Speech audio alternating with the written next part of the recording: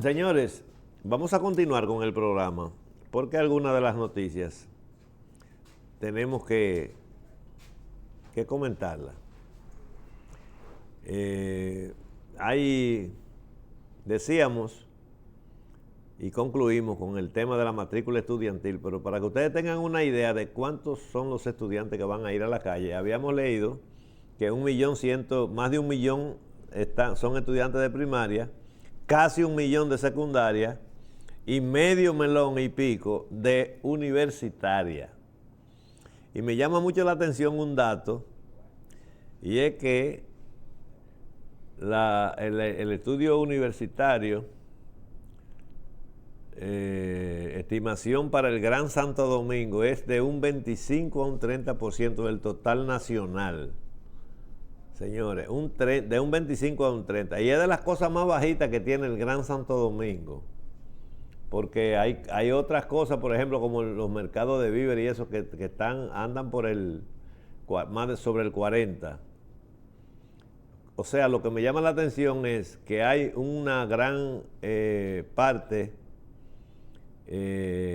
un porciento importante de los estudios, de la estimación de los estudios universitarios que están en el interior del país, una proporción bastante alta, que se acerca al 50%, a más del 50%. O sea que está equilibrado. O sea que muchas provincias, lo que quiero decir con esto es que muchas provincias grandes del interior tienen universidades y han seguido creciendo, proliferando universidades. Por ejemplo, Moca tiene varias universidades, que yo no lo sabía. El otro día me enteré hace un tiempo. Sí sabía que había una o dos, pero no tantas, varias. En Santiago han crecido muchas. En San Pedro, no sé si después hay otra más de la de Josecito Jacín, deben haber varias. Y eso, en cierto modo, es un progreso del que no tenemos que arrepentirnos. Bueno, hay preocupación después de la designación de Magín Díaz al frente del Ministerio de Hacienda. Ha habido muchas opiniones en favor de su designación. Desde el punto de vista técnico, porque ha ocupado posiciones similares, asesorías, en fin, es un hombre preparado que da confianza en el manejo de un ministerio que fue objeto de uno de los escándalos de corrupción más grandes que ha pasado en el país, o el más grande, o quizás el único del que se ha podido recaudar una fuerte cantidad de dinero. Independientemente de las cosas que se opinan diariamente, porque la sociedad no está acostumbrada a un término que se está usando ya hace tiempo en Estados Unidos, pero hace muchísimos años, que es la delación premiada.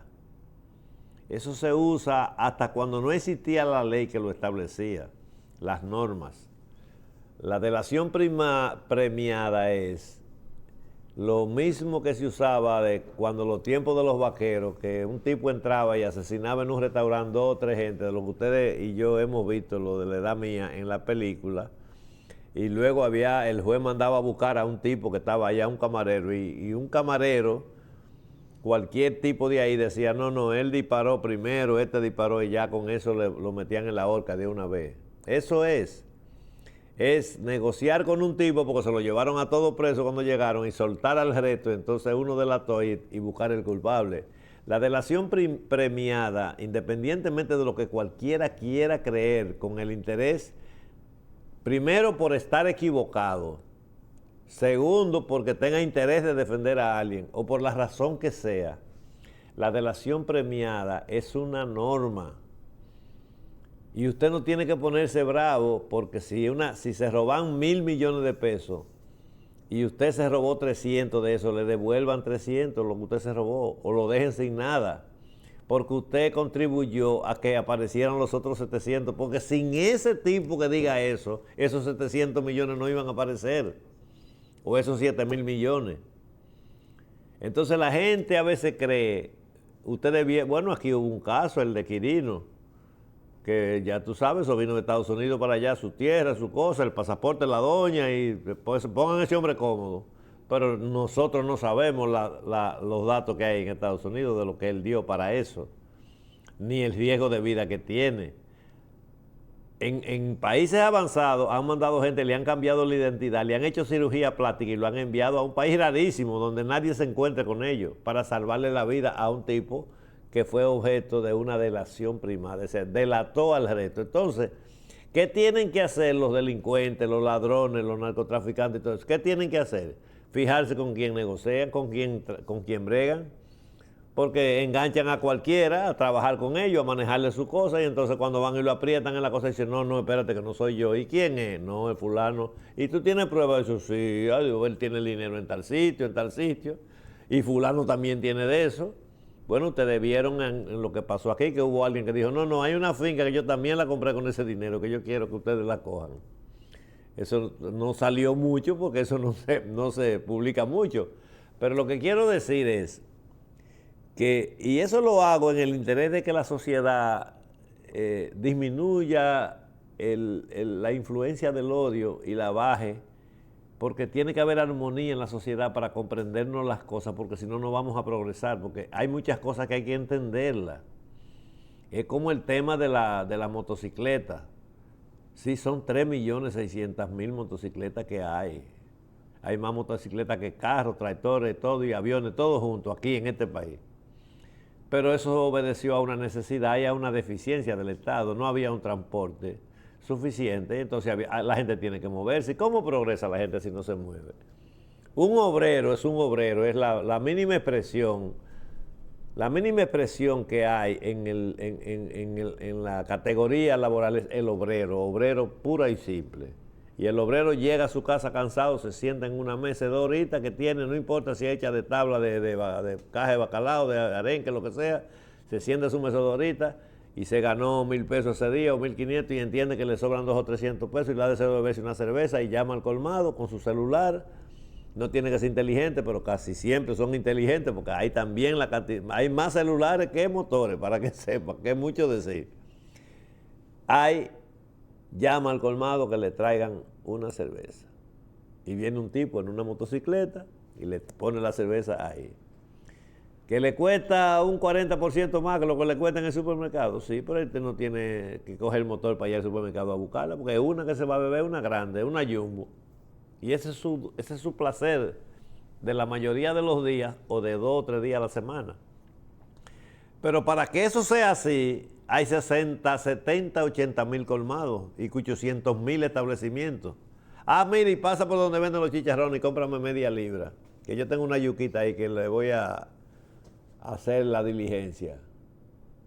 Y entonces esa vida, tú tienes que entonces no puedes salir de ahí a echarle peste a ese motorista, porque ese que va ahí, que te pasó cerca o que tú lo viste que levantó una rueda porque es un loquito, que es minoría, ese que va ahí es hermano de oficio y de tenencia y de propiedad del que te trajo la cerveza con la que tú te sentiste muy bien. Entonces, cuando yo digo algunas cosas como para que se entiendan, es que a los diferentes niveles sociales, tenemos que entendernos. Yo no puedo venir aquí a decir, bueno, ese tipo hay que matarlo, el que mató yo no puedo decir eso, porque ese tipo tiene padre, madre, hijo, hermano, primo, de todo. Yo hice un comentario y debí dejarlo para otro día para que no se entienda que yo quiero decir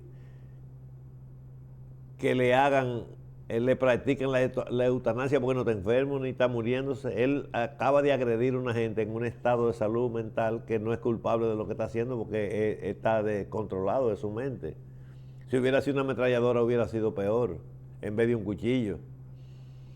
O tal vez hubiera sido más fácil porque se le hubieran ido todos los tiros con la esquizofrenia que tenía en un solo disparo y ya hubiera pasado ahí. Pero quiero decir que hay cosas que a uno le inquietan y uno dice, bueno, ¿y qué van a hacer? ¿Tú sabes lo que le cuesta ahora a la familia para mantener la seguridad de ese? Porque ustedes creen que el que es familia de una gente que hace una cosa así no sufre también. Tiene el mismo corazón que usted tiene. Y siempre, hay gente que hasta se muere del sufrimiento de eso. Es una cosa grande, terrible. Sufre. No es que sea una conformidad para la familia que el que se murió ya no sufre, pero el que se murió ya no sufre. Sufren los deudos, los parientes que quedan, que eso no se olvida jamás. Madre, padre, hijo, hermano. Eso no tiene comparación. Entonces, a veces decimos algunas cosas y quisiéramos nosotros que nos interpretaran.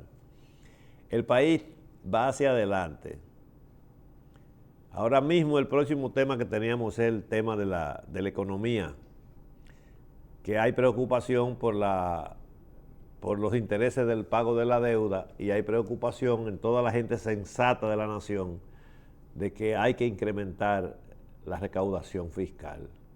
Porque decimos casi a diario aquí que un país donde no tributa el total de su gente, aunque alguien me va a decir, sí, pero yo tributo, porque yo compré una camisa ayer y vi en la factura que decía Eli Tevi que tenía. Sí, tú tributas. No estamos hablando de eso.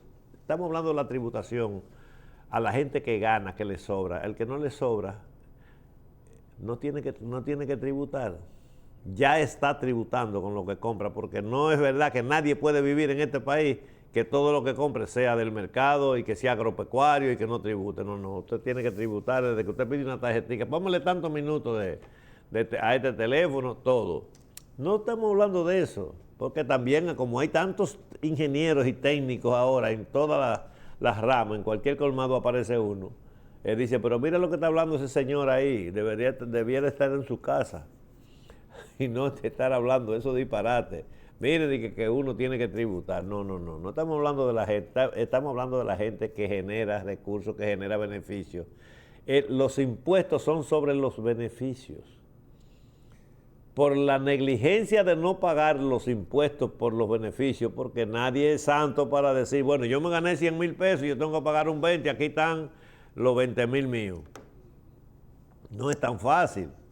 Entonces hubo que crear el impuesto al consumo. Decir, bueno, yo supongo que si usted tiene dinero para comprar eso, ¿verdad?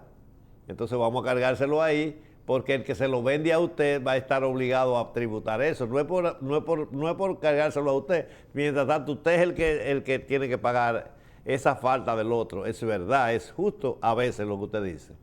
Pero en los países desarrollados, la gente, todo el mundo tributa. Todo el mundo llena su forma, porque usted puede pasarse 4 años llenando la forma en cero, pero a los 5 años usted hizo un negocito y se ganó 100,000 pesos y ese día pagó esos chelitos, y esos chelitos los necesita el Estado para los servicios que le da. Porque si no, el Estado a mí no me da nada, no, pero no es un cheque que le tiene que dar. Y aquí se dan muchos, en muchos países no se da eso que se da aquí. Ahora mismo como está la cosa, en términos prácticos, usted sale a buscar una gente, un empleado de cualquier categoría y le cuesta trabajo conseguirlo. Entonces estamos acercándonos a una situación en que esa ayuda regalada va a ir desapareciendo con el tiempo, como desaparece uno con los años también. Entonces, decía que el próximo tema es la preocupación de los intereses de la deuda.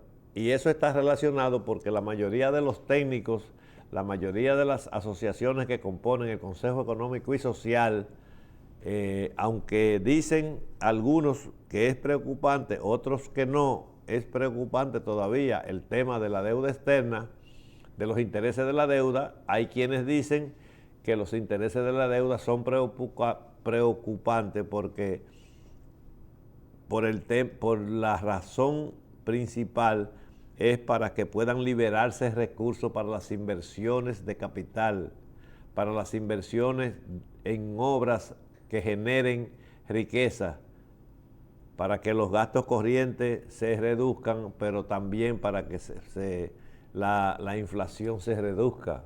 Entonces, ellos quieren que el país genere recursos para mantener los intereses de la deuda y renegociar deuda, sugieren algunos, a términos más blandos, para que eso también establezca una reducción en el pago de la deuda que le beneficie económicamente al país y a todas las demandas nuevas que vienen. Señores, pónganse a pensar y usen la INAC, que no es la IA, la INAC, porque la IA es fácil de accesar ya, que es la inteligencia natural, la que termina en T.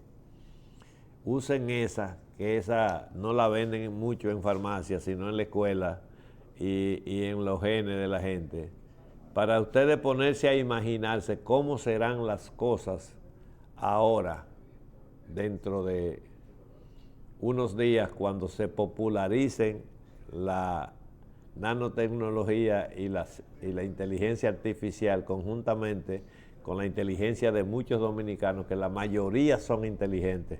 Por eso es que nos desarrollamos cada día más y por eso es que tenemos que estar positivos para seguir desarrollándonos.